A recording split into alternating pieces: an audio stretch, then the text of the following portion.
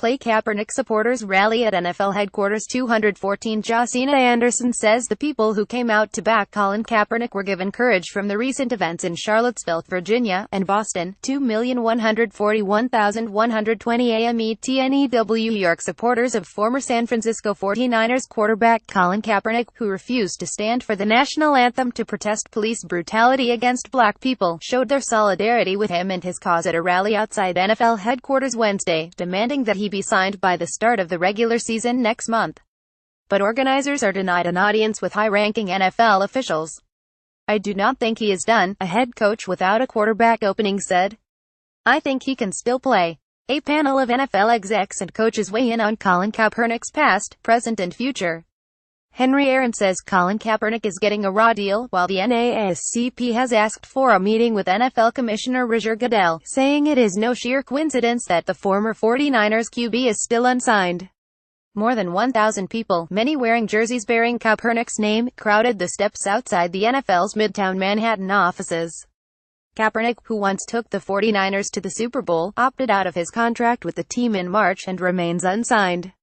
Supporters say he is being blackballed for his advocacy, but some critics say he should not have sat or kneeled during the anthem or contend his lack of a job is more about his on-field talent. Kaepernick led the 49ers to a 316 record the past 2 seasons.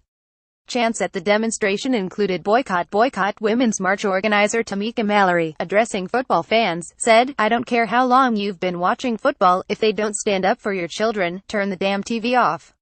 Some speakers said the league's treatment of Kaepernick is of a piece with a cavalier attitude towards players' health.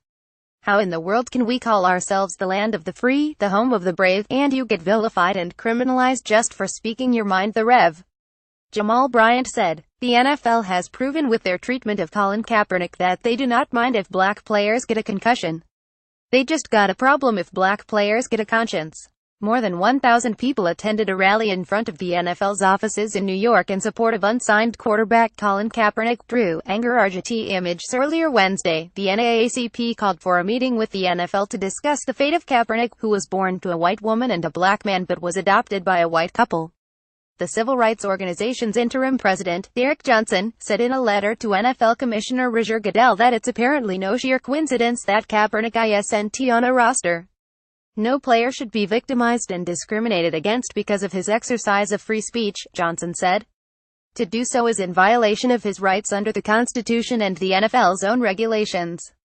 The Colin Kaepernick rally concluded after about an hour and a half of speeches, poems and prayers.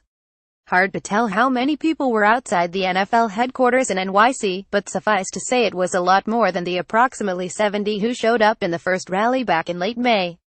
Coley Harvey, ESPN staff writer then NAACP's state president in New York, Hazel Dukes, said right now, the action of the league seems to imply to young black men that this league, which is comprised of 70% African Americans, only values black lives if they are wearing a football uniform.